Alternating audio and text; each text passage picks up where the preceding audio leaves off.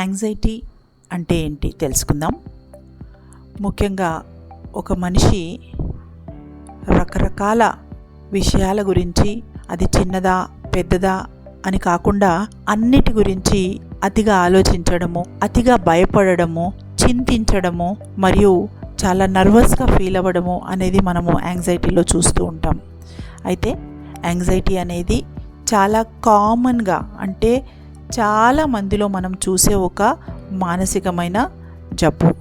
దీంట్లో ముఖ్యంగా ఏం జరుగుతుందంటే, మనిషి ఏదైతే జరుగుతుందో జరగదో కూడా తెలియదు, అలాంటిది ఊహించుకొని నాకేమైనా అయిపోతుందేమో, నాకేమైనా జరుగుతుందేమో అనే ఒక ఆతృతలో పడిపోతారు. అంతేకాకుండా జరగబోయే ముందు రాబోయే అవాంతరాలను లేదా డేంజర్స్ని చాలా ఎక్కువగా ఊహించుకుంటారు.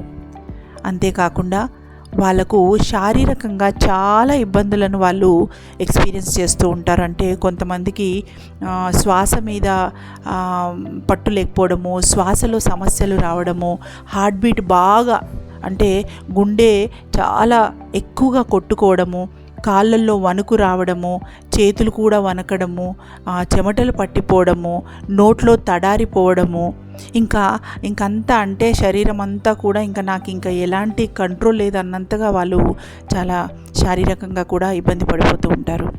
అయితే యాంగ్జైటీ అనేది ఒక గుడ్ న్యూస్ ఏంటంటే, యాంగ్జైటీ ట్రీటబుల్ అంటాము. అంటే యాంగ్జైటీని మనము ఈ అతి ఆతృతని మనము ఖచ్చితంగా కూడా దాని నుంచి బయటపడవచ్చు. అయితే ఒక మంచి మానసిక నిపుణులను మనము కలిస్తే మెడిసిన్స్ మరియు థెరపీ అంటాం. అంటే మందులు మరియు కౌన్సిలింగ్ ద్వారా ఖచ్చితంగా యాంగ్జైటీ నుంచి మనము బయటికి రావచ్చు.